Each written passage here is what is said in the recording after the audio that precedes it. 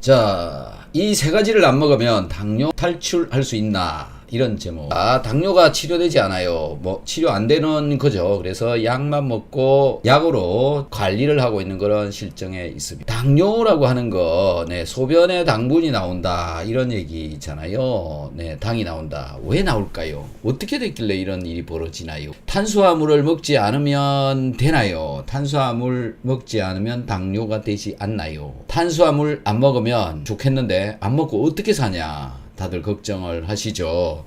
그런데 탄수화물 안 먹을 수 있는 방법이 뭐냐? 그리고 비타민C가 이 당뇨를 또 좋아진 예도 많고 고친 예도 많습니다. 네. 그런데 비타민C가 어떻게 그렇게 도움을 줄 수 있을까라는 부분에 대해서 오늘 말씀을 좀 드리려고 하고요. 탄수화물을 먹지 않고도 비타민C를 열심히 먹으면 에너지를 만들 수 있다라고 하는데 도대체 왜 어떻게 만드느냐라는 거죠. 그리고 인공감미료 이야기가 당뇨하고 굉장히 관계가 있는데 어떻게 영향을 줄까요? 그리고 글루텐은 어떻게 당뇨하고 관계가 있는 걸까요? 그래서 우리가 먹지 말아야 되는 세 가지는 과연 무엇일까요? 라는 겁니다. 소변에 당분이 나온다라고 하는 건데 왜 소변으로 당분이 나오느냐라는 거죠. 왜 나오느냐라는 건데 결국은 당분을 만드는 음식을 먹기 때문이잖아요. 그러면 그런 당분을 포도당을 만드는 음식은 도대체 무엇이냐라는 건데 여기 보이는 빵. 네, 지금 빵처럼 보이나요? 네, 좀 빵. 그 다음에 밥. 네, 그 다음에 국수, 밀가루, 네, 여기도 밀가루, 감자, 고구마, 옥수수, 바나나, 호박, 네, 당분이 들어있는 것들은 전부 포도당이 되어질 수 있다. 당뇨의 원인 물질이 될 수 있다라는 건데 그게 입으로 들어가 가지고 여기 입을 통해서 이제 들어오게 되어지면 흡수가 되어지고 장에서 흡수가 되어져서 혈액 속에 돌다가 없어지지 못하면 신장을 통해서 이렇게 방광으로 오게 되고 당이 이 소변을 통해서 나오는 이게 당뇨인데 결국 여기 당이 나온다는 이야기는 입속으로 당분이 들어갔다는 얘기고 입속으로 당분을 집어넣지 않으면 이쪽으로는 나오지 않는다라는 게 기본적인 원리죠. 그래서 예전에는 소변의 당분의 양을 측정을 했고 이제는 혈액에서 측정을 하고 그 다음에 혈액의 당화 혈색소를 측정을 하기도 하고 이렇게 이제 바뀌고 있는데 지금 여기 보시면 소변의 모양, 색깔 이런 걸 보고도 이런 형식으로 당뇨 합병증이 있는 경우에는 과일, 아세톤 냄새가 난다. 그러면 당을 안 먹으면 되는데 도대체 당을 안 먹고 살 수 있냐라는 거죠. 우리가 먹고 있는 물질들은 탄수화물, 단백질, 지질, 무기질, 비타민, 물 이렇게 해서 6대 영양소다 이렇게 해서 얘기를 하고 있는데 밥을 먹게 되면 밥이 분해가 되어진 뒤에 글루코스라고 하는 포도당으로 만들어지고 이 포도당이 해당 과정에서 피루브산이라는 것으로 바뀐 뒤에 아세틸코A로 바뀌어서 구연산, 그 다음에 옥살산으로 바뀐 뒤에 이제 에너지가 만들어지는 이런 과정에 있습니다. 포도당이 이렇게 해서 미토콘드리아의 TCA 사이클 속에서 에너지로 만들어진다라는 건데 밥을 먹지 않으면 내 몸속에 있는 지방을 이용을 해서 지방을 다시 아세틸코A로 만든 뒤에 구연산해로 해서 에너지를 만들 수 있다. 또는 지방을 가지고 케톤체로 만들어서 에너지로 만들기도 한다라는 거. 그 다음에 우리 몸속에 간이나 근육에 저장을 하는 당분이 있습니다. 그런 당분들을 또 신진대사를 통해서 뽑아내 가지고 또 이렇게 이용을 해서 에너지를 만들어내는 거죠. 결국 드리고 싶은 말씀은 뭐냐? 굳이 밥이나 국수나 라면이나 감자, 고구마, 빵 이런 걸 먹지 않아도 에너지를 만들 수는 있다라는 건데 우리가 밥에 익숙해져 있고 빵에 습관화되어져 있었기 때문에 탄수화물을 끊고 살기가 어렵다. 그래서 지금 현재는 많은 사람들이 탄수화물에 중독이 지금 되어져 있는 상태인 거죠. 자, 에너지, 즉 탄수화물을 먹지 않아도 에너지를 어떻게 만드느냐? 방법은 혈액 중에 포도당 농도를 항상 일정하게 우리가 맞춰주는 그런 구조로 우리 신체 구조는 되어져 있는데요. 간에서 이제 우리가 밥을 먹지 않으면, 즉 탄수화물을 전혀 공급하지 않으면, 이쪽으로 공급을 하지 않으면, 네, 인슐린이 이 우리의 간에 들어있는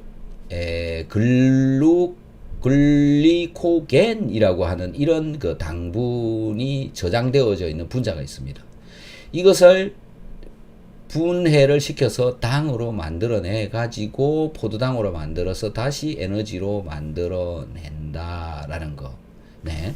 그 다음에 근육에도 글리코겐, 네, 이런 걸로 들어있는데 그 글리코겐이 분해되어져 나와서 포도당으로 전환을 시켜서 이렇게 쓰는, 네, 이런 과정이 있다라는 거죠. 그래서 인슐린하고 글루카곤이라고 하는 두 개의 호르몬을 가지고 이 글리코겐을 이용을 해서 에너지로 쓰는 방법들이 있고요. 그렇게 만들어진 포도당을 가지고 다시 TCA 사이클에서 미토콘드리아 속에서 이 ATP를 만들어낸다. 물론 좀 전에 말씀드렸던 지방을 가지고도 이런 에너지를 다시 만들어내는데, 결론적으로 말씀드리면 포도당이 남게 되면은 몸에 지방으로 전환시켜서 축적을 시키고, 포도당이 우리 몸속으로 들어오지 않으면 지방을 분해해서 에너지로 이용을 하는 이런 몸으로 만들어져 있어서 굳이 탄수화물을 먹지 않아도 된다라는 거. 이것을 오늘 강조해서 좀 말씀을 드리고 싶어요. 그래서 포도당이 없으면 어떻게 에너지를 또 만들어내느냐라는 건데, 예를 들어서 지방을 가지고 지방산으로 만든 뒤에, 우리 몸속에 있는 지방을 가지고 지방산으로 만든 뒤에 크랩 사이클에서 에너지를 만든다. 또 단백질을 분해를 해서 아미노산으로 만든 뒤에 피루부산으로 만들어서 다시 아세틸코엔자임으로 만들어서 이 에너지를 만든다. 그 다음에 글리코겐, 아까 우리 몸속에 저장을 하고 있는 당이 있죠. 또 그걸 이용을 해서 이렇게 TCA 사이클에서 또 에너지를 만들어내게 된다. 그래서 결국 우리가 이 단식을 하게 되면, 네, 몸속에 있는 글리코겐을 첫 번째로 없애고, 이게 없어지고 나면 두 번째로 중성지방을 없애고, 계속 굶어버리게 되면 단백질을 이용을 해서 다시 에너지를 만들어서 살아갈 수 있게 된다. 이렇게 해서 이제 살을 빠지게 하는 거죠. 그리고 몸속에 있는 나쁜 성분들을 전부 분해해서 없애갑니다. 단식을 하게 되면. 그래서 순서가 글리코겐 먼저 없어지고, 내 몸속에 들어있는 포도당, 혈중에 들어있는 포도당이 먼저 없어지고, 그게 점점 줄어들게 되면은 글리코겐이 없어지고, 그 다음에는 중성지방이 없어지고, 그러다 보면은 이제 계속 안 들어오게 되면 단백질마저 없애는데, 결국 심장 단백질도 분해되어지게 되면은 사망하게 되기 때문에, 단식의 위험 중에 한 개가 바로 이런 단백질마저 없어져 가기 때문에, 단식을 너무 길게 하면 이제 사망으로 가게 되어지는 거죠. 이렇게 내 몸속에 있는 것을 끌어다가 사용을 하게 되어진다라는 겁니다. 자, 그런데 탄수화물을 먹지 않으면 이런 데서 이 중성지방을 끌어오고 단백질을 끌어오고 글리코겐을 끌어오고 이걸 해 주어야 되는데, 우리들의 몸은 탄수화물을 조금이라도 지금 부족하게 먹어버리거나 굶어버리거나 뭐 며칠씩 굶어버리거나 그러면 허기가 지거나, 뭐 심지어 여러분들은 지금 손이 떨리죠. 여러분 중에 손 떨리시는 분 있지 않습니까? 그게 왜 그러냐면은 포도당이 오지 않기 때문에 그렇고, 포도당이 안 오는 이유는 내 몸속에서 좀 전에 보여드렸던 글리코겐이라고 하는 이런 분자들을 끌어다 쓰지 못하는 몸이기 때문에 그렇다라는 거죠. 몸속에 들어있는 중성지방을 끌어다가 쓰지 못하는 몸이기 때문에 그렇다라는 거. 그러면 글리코겐을 끌어다 쓰고 중성지방을 끌어다 쓰고 끌어다 쓸 수 있는 몸을 어떻게 만들까? 이걸 생각을 해보면 되지 않느냐라는 건데요. 어떻게 할까요? 라는 겁니다. 그게 바로 몸을 건강하게 만드는 거다라는 것이고, 건강하게 만드는 방법 중에 한 개가 제가 말씀드리는 비오유키소를 드셔보셔라 라고 하면, 그러면은 이제 손 떨리는 게 줄어들고요. 힘이 없는 게 줄어듭니다. 몸이 건강해지면 그게 가능해진다라는 거. 그게 바로 비오유키소를 먹는 건데, 대표적으로 오늘은 비타민 C만 가지고 또 에너지를 좀 더 잘 생성시킬 수 있는 몸으로 만드는 것에 관한 과정을 좀 한번 말씀을 드려 보겠습니다. 비타민 C의 화학 구조는 이렇게 생긴 놈인데, 비타민 C로부터 빠져나오는 분자는 여기 있는 이 수소 H라고 하는 것이 떨어져 나온다라는 거. 그래서 여기 있는 H가 떨어져 나오고 나면 O- 이렇게 이제 만들어지게 되는데, 떨어져 나온 H가 어디로 가느냐면은 항산화를 시킨다라는 거에 비타민 C가 사용된다는 것은 여러분들 잘 알고 있지 않습니까? 그런데 어떻게 해서 비타민 C가 에너지를 만드는데 도움이 되어질까, 대사를 시키는 데 도움이 되어질까라는 건데, 비타민 C의 역할, 기능, 이거는 여기 보이는 것처럼 적혈구를 분산시킨다라는 겁니다. 적혈구가 뭉쳐있는 것을 떨어지게 한다. 적혈구가 떨어지게 되면 산소 운반을 잘 할 수 있도록 되어지는데, 특히 항산화 작용을 하게 되면 적혈구가 철이 들어있죠. 근데 철이 가지고 있는 가스, 산화수 중에 가스라고 하는 게 있는데요. 이게 뭐 좀 어렵기는 합니다만은, 철이 원래 철 플러스 이가로 되어져 있고, 철 플러스 이가로 되어져 있을 때 산소가 결합을 하게 됩니다. 그런데 산소가 떨어져 나가고 나면은, 산소를 운반시키고 나면 철 플러스 3가로 바뀌고, 이 3가로 바뀐 철을 플러스 2가로 빨리 바꾸어주면 산소를 붙이기가 쉬워집니다. 이때 아까 비타민 C로부터 나온 전자가 철 플러스 3가에 공급을 하게 되어져서 철 플러스 2가로 환원을 시켜주기 때문에 그렇다. 그래서 항산화 기능이 있다, 이렇게 얘기를 하는 거고요. 그 다음에 또 비타민 C가 활성산소를 제거를 해준다, 유해산소를 제거를 한다, 이런 것으로부터 우리 몸속의 신진대사를 잘 할 수 있도록 해준다. 그래서 궁극적으로는 비타민 C는 이 전자를 공급을 해주는 역할을 한다. 그래서 신진대사가 잘 되어지게 되도록 해주기 때문에 산소 공급을 잘하고, 포도당이 이 세포 속으로 잘 들어가서 이 미토콘드리아 속에서 이 포도당을 산화를 시켜서 이산화탄소로 전환시키고 에너지를 바꾸는데 기여를 한다. 여기에 전자 공급을 한다. 이런 일들을 하고 있기 때문에 비타민C가 내 몸에 에너지를 만드는 데 쉽게 도움을 줄 수가 있다라는 건데요. 여러분들 비타민C를 드시고 나서 몸이 따뜻해졌다. 따뜻해지는 이유가 뭐냐면은 이 에너지가 많이 생기기 때문에 몸이 따뜻해지는 거죠. 그리고 비타민C를 계속 먹었더니 손이 떨리지 않더라, 이런 얘기를 많이 하시잖아요. 몸에 힘이 들어왔다, 힘이 생긴다, 손이 떨리지 않는다. 그게 왜 그러냐면 이 포도당 대사가 훨씬 더 잘 되기 때문에 그렇다. 즉 당분을 잘 없애주는 역할을 하기 때문에 그렇다. 그래서 비타민C는 내 몸속에 에너지를 만드는데 사용이 되어질 수 있다. 그게 근본적으로 바로 이 전자를 공급을 할 수 있기 때문에 그렇다라는 것. 자, 그러면 비타민C가 전자를 공급을 한다는데 도대체 이 전자라는 놈이 무엇이냐라는 거죠. 그래서 오늘도 여러분들께 이 전자 구경을 한번 시켜 드리도록 하겠습니다. 자, 지금부터 전자 구경을 한번 해보도록 하겠습니다. 이 영상을 보시면 전자가 어디에 있는지 알 수가 있고, 그 전자는 우리 몸을 구성을 하는데, 우리 몸 전체를 구성을 하고 있는 것이 전자고, 그 전자가 몸속에서 빠져나가면 산화되는 것이고, 전자가 몸속에서 계속 몸에 들어있게 되면은 또 외부로부터 전자가 자꾸 공급이 되어지면 항산화가 되어진다. 우리 몸을 항산화를 시키기 위해서는 전자를 많이 집어넣어 줘야 된다. 그래서 그 전자를 잘 집어넣어 줄 수 있는 것이 가장 값싼 것이 비타민C이기 때문에 그렇습니다. 자, 전자를 한번 구경을 해보도록 하죠.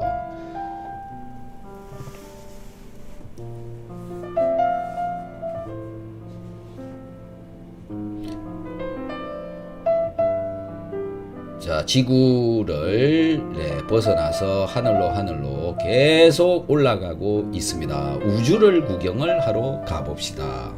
우주가 어떻게 생겼는지 한번 봐봅시다. 그래서 우주를 잘 살펴보시면 우주는 결국 텅텅 비어있는 빈 공간에 행성들만 돌고 있고, 태양을 중심으로 많은 행성들이 돌고 있습니다. 태양이 우리 원자로 본다면 핵이라고 보면 될 것 같고, 그 주변에 돌고 있는 것이 전자들이다. 태양을 중심으로 돌고 있는 행성들이 전자다. 이렇게 보시면 될 것 같습니다. 그래서 우리 우주가 생겨 있는 모양도 우리 사람이 생겨 있는 사람의 그 구성 원소가 되어지는 이 원자들도 원자들이 생긴 모양이나 우주가 생긴 모양이나 비슷한 텅텅 빈 공간으로 되어져 있다. 자, 우주를 보시면 이렇게 되어져 있다. 빈 공간들 뿐인 겁니다. 이렇게 이게 다 비어 있다라는 거. 네, 계속 위로 올라가면 올라가도 아무리 가도 빈 공간밖에 안 보이고 이제 몇 개의 행성들이 별들이 보이고 은하수가 보이고 이렇게 되어져 있는 이게 우리의 우주다. 네, 다시 반대로 우주에서 다시 지구로 한번 돌아가 봅시다. 많이 비었죠. 이렇게 보시면 이제 태양계가 나오고 태양계, 그 다음에 태양을 중심으로 이렇게 행성들이 돌고 있고 또 이제 그 중에 지구가 있고 지구로 다시 돌아와 보면 자, 이제는 사람의 몸속으로 한번 들어가 봅시다. 어떻게 생겼나? 자, 이 사람의 눈을 통해서 눈 속으로 들어가서 더 쭉쭉쭉 들어가면 눈 속에 혈관이 있고 혈관 속으로 더 들어가면 세포가 있죠. 백혈구가 있고 백혈구 속으로 또 들어가 봅시다. 백혈구 속에 들어가 봤더니 DNA가 나타나고 이 DNA 속으로 또 들어가 보면 원자가 나오고 자, 이게 원자 한 개죠. 이런 원자들이 붙어서 DNA가 만들어지고 또 우리 세포가 만들어지고 우리 조직과 장기가 만들어져 있고 그게 내가 만들어져 있다. 나는 이런 원자들이 붙어서 만들어져 있고 이 원자는 도대체 무엇으로 만들어져 있냐? 안으로 더 들어가 보면 이렇게 여기 E라고 써놨죠. 이게 산소 원자인데 원자 속에 즉 전자가 여기저기 이렇게 있다. 즉 원자 속에는 전자가 이렇게 들어있다. 이 전자들이 모여서 원자가 되고 원자가 모여서 분자가 되고 분자가 모여서 조직과 장기가 만들어져 있고 그게 붙어서 내 몸이 만들어져 있다. 결국 내 몸을 만드는 원료는 바로 이 전자들이다라는 거. 그래서 전자가 내 몸 속에 충분하게 있어야 된다. 라는 거죠.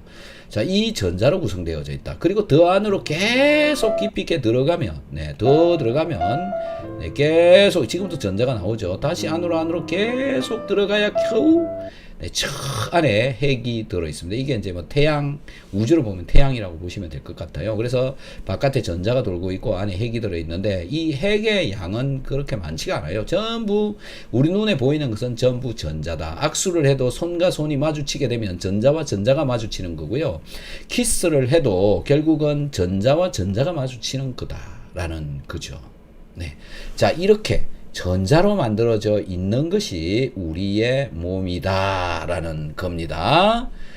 그래서 비타민C를 열심히 먹게 되면 결국 그런 전자 공급을 할 수가 있다라는 것이죠. 그래서 이 전자를 잘 공급을 해주면 신진대사가 훨씬 더 잘 되도록 되어진다. 그 이유가 바로 여기에 비타민C가 하는 역할에 의해서 만들어진다. 이런 이야기를 드리고 싶습니다. 그래서 첫 번째 탄수화물 먹지 말아야 된다라는 게 당뇨를 극복하는 길이다라는 건데 탄수화물을 갑자기 끊으면 절대 어렵습니다. 왜요? 손이 떨리니까는요. 그래서 그 손이 떨리지 않도록 하는 방법이 뭐냐면은 비오유키소를 먹고 즉 비타민C를 열심히 먹고 나면 손 떨리는 게 없어진다라는 겁니다. 왜 그러냐? 신진대사가 이제 되어지기 때문에 그렇다. 그래서 한 두세 달 정도를 비오유키소를 먹고요. 그 다음부터 탄수화물을 극도로 줄여보려도 이제는 에너지가 만들어집니다. 손이 떨리지 않게 된다. 그때부터 탄수화물을 줄여가 보자라는 건데요. 보통 세 달 동안 비오유키소를 먹어버리게 되면 당이 일부 떨어집니다. 네, 일부 떨어집니다. 그런 분들이 참 많이 있습니다. 제 유튜브 댓글에 와서 한번 보시면은 네, 비오유키스를 먹고 당이 떨어졌습니다. 이렇게 댓글을 달아 놓으신 분들이 간혹 있습니다. 한번 살펴보시기 바라고요. 그 다음에 당뇨의 위험한 거, 당뇨인데 먹으면 안 되는 거, 인공감미료. 설탕 대신 네, 먹는 물질들을 주로 인공감미료라고 보시면 될 것 같은데요. 그냥 식품 첨가물 대부분이 우리 몸속에 장에 영향을 끼칩니다. 장을 나쁘게 하는 것들 식품 첨가물 전부 다라고 보시면 되고요. 별로 좋지 않다. 장을 나쁘게 한다라는 거고, 그 중에 인공감미료가 왜 당뇨하고 관련성을 가지게 되느냐라는 것에 대해서 오늘 요 인공감미료만 말씀을 드리는데요. 이 인공감미료는 우리가 먹고 있는 식품, 가공식품 안에는 전부 들어 있습니다. 그래서 이걸 좀 줄이자, 먹지 말자, 이런 얘기 있죠.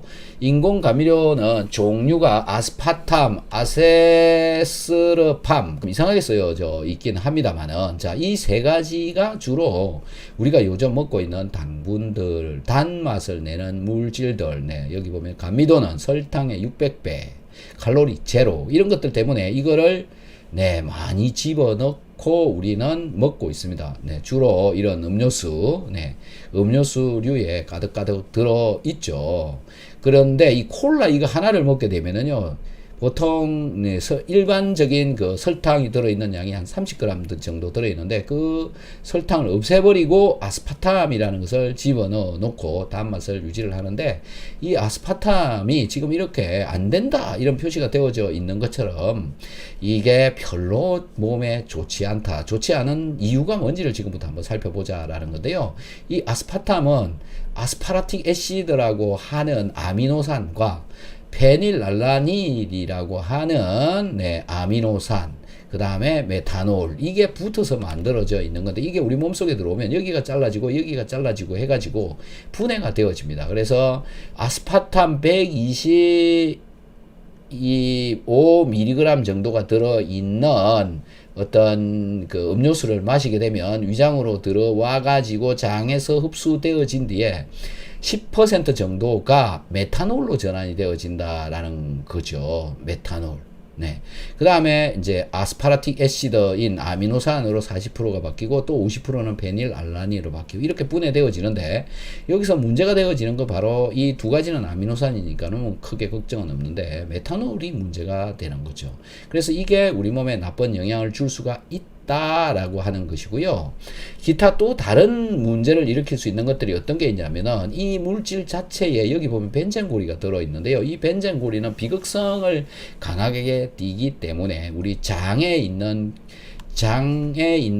균들을 좀 나쁘게 해를 끼칠 수가 있다. 그래서 항균의 기능도 나타낼 수가 있다라는 겁니다. 균총을 변화를 일으킨다. 이걸 많이 먹게 되면, 적게 먹게 되면 뭐 크게 영향은 없지만은 어느 정도, 예를 들어서 뭐 이런 캔을 하루에 뭐 3개, 4개, 5개씩 먹는다 그러면은 자꾸 많이 들어가게 되겠죠. 그래서 장을 망가뜨린다라는 거. 예. 그래서 한번 보시면은 네, 아스파탐도 있고, 네, 아까 아세슬팜이라고, 네, 아세슬팜이라고 하는 거, 이 분자를 말씀을 드리는 건데요.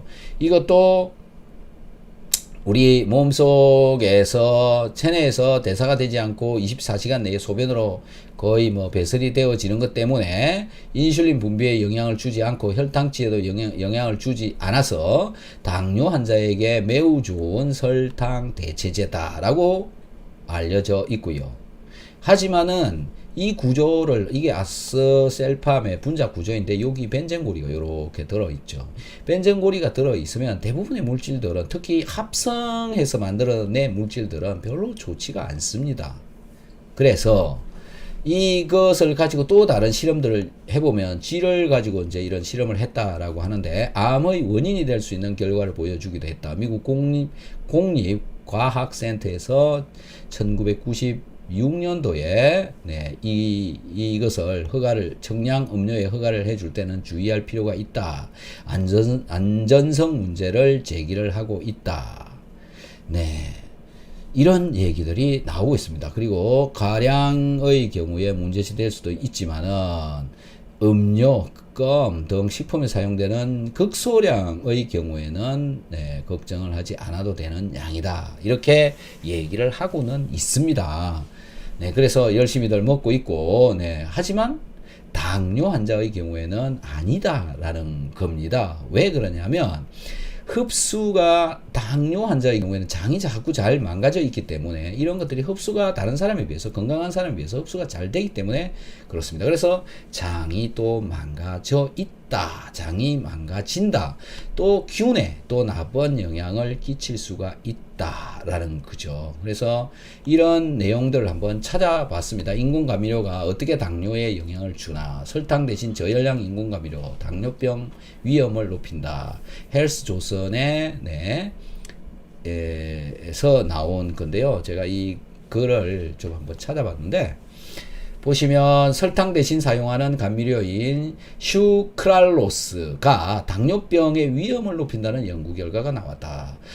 슈크랄로스는 설탕보다 600배 단맛을 내면서도 열량이 거의 없는 것으로 알려져 아스파탐, 그 다음에 글리시리친 등과 함께 설탕의 건강 위협을 낮춰주기 위해서 널리 사용이 되어지고 있다. 칼로리가 없어서 그렇다. 하지만 앞서 말씀드린 것처럼 인공 감미료 자체가 정상적인 사람한테는 장에서 흡수되어지는 양이 다른 사람들하고 다르기 때문에 정상적인 사람의 경우에는 적정량을 먹는 경우에는 큰 피해가 없으나 당뇨 환자의 경우에는 다르다라는 것을 여러분들께 좀 네, 말씀을 드리고 싶습니다. 그래서 합성 화학물질이 들어있는 특히 인공 감미료 이런 것은 이 우리가 슈퍼마켓에서 팔고 있는 가공식품류들 속에 대부분 다 들어있기 때문에 먹는 것을 조심을 하시는 게 좋겠다. 네, 이런 영향을 준다라는 것이고 대표적으로 줄 수 있는 게 바로 장을 망가뜨린다라는 거. 그래서 장을 망가뜨리는 것 중에 가장 큰 영향을 끼치는 게 바로 밀가루 음식이죠. 밀가루, 글루텐이라고 하는 거. 그래서 오늘 여러분들 오늘 방송을 보시는 분은 이 글루텐을 구경한 적이 있는지 모르겠습니다만은 글루텐 오늘도 구경을 한번 해봅시다. 제가 글루텐이 어디에 들어있는지 한번 네, 영상을 좀 구해왔는데 한번 보도록 하면요. 지금 이게 밀가루입니다. 강력분 밀가루를 가지고 반죽을 한 뒤에 그 밀가루를 물에다가 녹여서 밀가루를 다 씻어내고 나면 남는 물질이 있습니다. 그게 글루텐입니다. 한번 봐보시죠. 자, 밀가루를 네, 집어넣습니다. 네, 밀가루 50g과 물 35g을 집어넣습니다. 그리고 얘를 반죽을 합니다. 네, 열심히 이렇게 네, 반죽을 합니다. 네, 자 이거 가지고 그럼 저게 반죽이 저렇게 되어지는 이유가 예, 우리가 전분만 가지고 저런 반죽이 안 되잖아요. 전분만 가지고는 예, 뭔가 들어있어서 그렇다. 뭐가 들어있냐? 글루텐이라는 게 들어있다. 자, 방금 반죽을 한 것을 물 속에다가 이렇게 집어넣습니다. 물에다가 집어넣고 네, 물 속에 밀가루를 네, 빼냅니다. 네, 허옇게 이제 밀가루가 빠져나오죠. 저게 이제 밀가루 속에 들어있는 전분이죠. 전분이 자꾸 빠져나오죠. 글루텐은 물에 잘 녹지 않기 때문에 네, 저렇게 남고 밀가루만 하얗게 빠져나온다. 그래서 물을 다 빼내고 나면 결국 남아있는 거. 요게 글루텐입니다. 찐득찐득거리죠. 네, 찐득찐득, 점액질, 점질. 네. 그래서 이게 우리의 빵 만드는 데도 쓰이고 빵을 만들 때 빵 속에서 발생하는 네, 이스트로부터 만들어지는 이산화탄소가 바깥으로 빠져나오지 못하도록 해줘서 빵이 부풀게 만드는 데도 쓰인다라는 건데요. 저러한 글루텐은 성분이 뭐냐면은 단백질인데 이 단백질이 우리 몸 속에서 이제 저런 그 밀가루 음식이 되어진 뒤에 저걸 가지고 음식을 해 먹게 되면 저 글루텐 분자가 분자들끼리 결합이 되어져 가지고 더 고분자성 단백질로 만들어진다. 그래서 내 몸속에서 나오는 효소에 의해서 저거는 분해가 되어지지 않습니다. 그래서 고분자 형태를 띠게 되고 저 물질 자체가 나의 장을 망가뜨린다라는 거죠. 그래서 글루텐이 장 누수를 만들어낸다. 이것 때문에 설사, 두통, 만성피로, 아토피, 비만, 불임, 기억력 감퇴, 자폐증, 자기 면역질환, 알레르기성 천식, 변비, 그 다음에 당뇨까지도 유발을 시킬 수 있다, 있을 수 있다라는 겁니다. 자, 그래서 왜 그러면 그렇게 되는지, 우리 글루텐이 우리 몸속에서 도대체 어떻게 내 장을 망가뜨리는지 그 영상을 한번 봐보시죠. 자, 글루텐이 왔습니다. 노란 게 글루텐이고요. 그러면 장 속에 있는 여러 단백질 물질들이라든지 각종 분해가 덜 된 물질들이 이렇게 들어와 버린다라는 거. 이래서 이 들어온 물질들, 큰 분자로 되어져 있는 단백질, 이거를 보고 펩타이드라고 그러죠. 이 펩타이드가 이 혈액 속에 돌아다니게 되면 이 혈액 속에 들어있는 면역세포, T셀, B셀, 백혈구, 매크로파지 이런 것들이 얘를 분해를 시켜버립니다. 그래서 싸우는 거죠. 네, 얘를 분해시키는 거, 그 싸우는 것을 보고 뭐라고 얘기를 하냐 하면은 염증이다 이렇게 얘기를 하는 겁니다. 그래서 우리 눈에는 보이지 않지만 이렇게 단백질류가 이상한 분자들이 이쪽으로 혈액 속으로 들어오게 되면 염증이 심하게 몸속에서 일어난다. 이런 것들 때문에 네, 위장이 나빠지면은 두통이 온다든지 어깨에 통증이 생긴다든지 손발이 차갑다든지 또 가스가 찬다든지 기타 등등 많은 면역 반응이 일어나는 거. 그래서 자가 면역 질환, 자기 면역 질환 이런 것들도 생기는데 그 이유가 뭐냐면 이런 단백질들이 자꾸 들어오면 이 단백질을 분해시킬 수 있는 항체를 나의 B셀에서 만들어내 버립니다. 면역세포인 B셀에서 얘를 분해시키는 항체를 많이 만들어내 버린다. 그러면 이제 얘네들이 들어와도 이 항체가 돌아다니고 안 들어와도 이 항체가 막 돌아다니게 되면 이 분자하고 비슷하게 생긴 놈이 내 몸속에 장기 어디에서 생기면 예를 들어서 뭐 손가락에서 관절에서 생긴다든지 갑상선에서 생긴다든지 또 다른 나의 다른 장기 속에서 비슷한 단백질이 생기면 항체가 그 길을 가가지고 공격을 해버린다. 라는 거죠. 그래서 여러분들이 뭐 황반변성이라든지 기타 등등 많은 원인 모를 질병들이 생기는 것은 대부분 여기서 들어오는 단백질, 이상한 단백질들에 의해서 내 몸에서 만들어내는 이상한 항체들에 의해서 자가 면역 질환이 일어나고 있다라는 겁니다. 그럼 그걸 해결을 하는 방법이 뭐냐면 여기에 장 누수가 되어지는 이걸 다 막아버리면 안 들어오게 되면 되는 거죠. 그리고 이런 게 들어와 있어도요, 시간이 지나면 얘네들이 다 분해되어져서 없어집니다. 네. 그리고 이제 존재하는 항체도 시간이 지나면 없어집니다. 네. 그런데 그렇게 자꾸 없어짐에도 불구하고 왜 자꾸 나는 이상한 질병들이 계속 일어나고 자가 면역 질환이 계속 만들어지느냐? 여기에서 자꾸 들어오기 때문에 그렇다. 그래서 못 들어오게 하는 방법을 우리는 찾아야 되는데 가장 간단한 방법은 식이섬유질을 많이 먹고요. 이런 분자들을 붙잡고 빼내버리는 겁니다. 그래서 자꾸 제가 식이섬유질을 많이 먹어라, 많이 먹자 이런 얘기를 하는 거고요. 이전에 이런 분자들을 소화를 시키면 됩니다. 위장에서, 소장에서 충분하게 소화를 시켜버리면 되는 거죠. 그래서 소화효소제를 먹던 비타민C하고 소금을 먹어서 잘 분해를 시켜서 또 아미노산으로 분해를 시켜버리면 이런 게 들어와도 면역 반응을 하지 않는다. 그래서 이렇게 중요한 역할을 해주는 것이 바로 비오유키소다. 이렇게 말씀을 드리고 싶습니다. 네. 한 번 더 볼게요. 요거 재밌지 않습니까, 여러분? 네. 요렇게 해서 글루텐이 와갖고 여기를 벌려버린다라는 거죠. 그러면 여기 들어있던 단백질이나 이상한 물질들이 이렇게 쑥 들어온다. 그래서 이놈하고 면역세포하고 싸우다가 면역질환 또는 염증 이런 것이 일어난다. 여기를 막아주자. 그래서 장이 튼튼해야 된다. 네, 그래서 장이 만병의 근원이다 이렇게 얘기를 하고 있죠. 이런 얘기 많이 들어보셨죠. 그런데 장인 이전이 어디냐면은 위장입니다. 그래서 위장이 소화를 잘 시켜야 이 문제가 해결이 된다. 라는 거죠. 자, 그래서 오늘 극복해야 되는 거, 먹지 말아야 되는 거, 없애야 되는 거, 탄수화물, 네, 인공 감미료, 글루텐, 네, 이런 것들 지금 밑에 나오는 그림, 네, 이런 것들, 네, 그 다음에 인공 감미료 음료수류들, 각종 가공식품류 전부 다, 네, 그 다음에 밀가루 음식, 빵, 네, 이런 것들을 먹는 것을 피해 가시면 좋을 것 같습니다.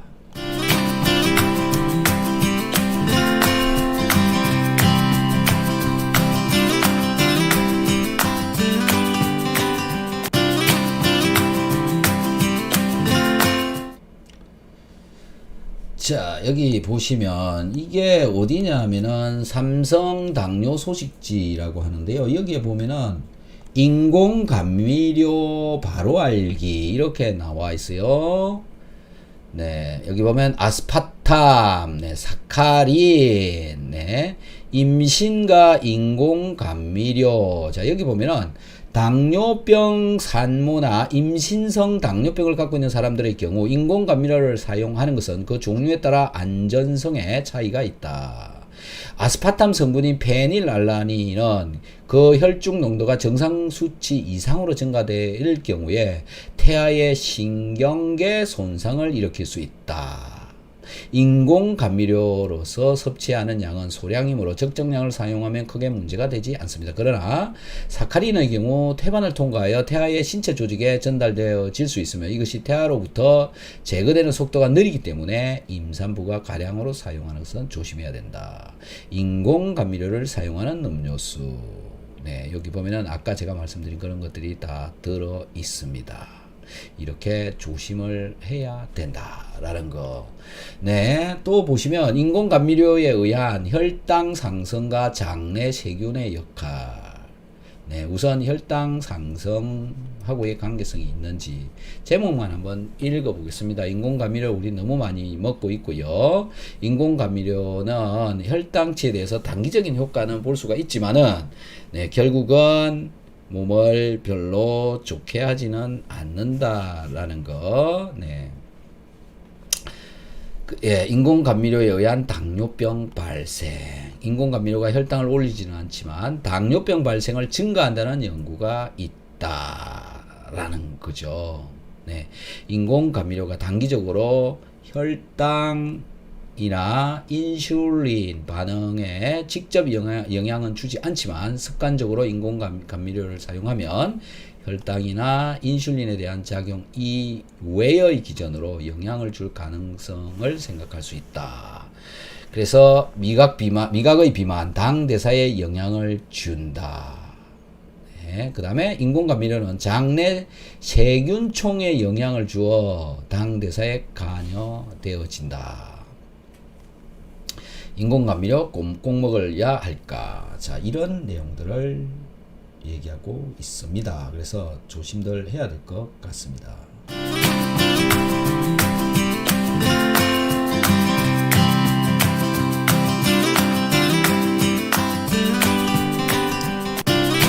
또 다른